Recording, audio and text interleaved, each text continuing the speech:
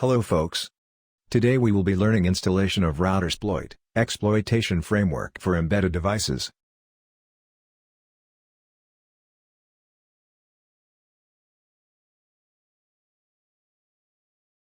You can clone the library using the link in description. Also recommended to install pip using the command apt-get install python 3 pip. Move to the directory cd RouterSploit. Install the dependencies using python 3 pip install requirements.txt.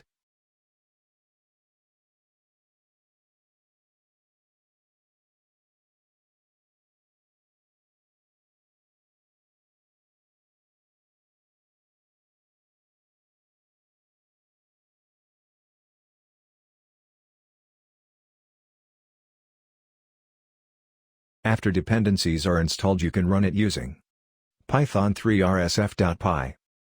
To check the default methods, use show all to get details about exploits, cred, scanners, etc.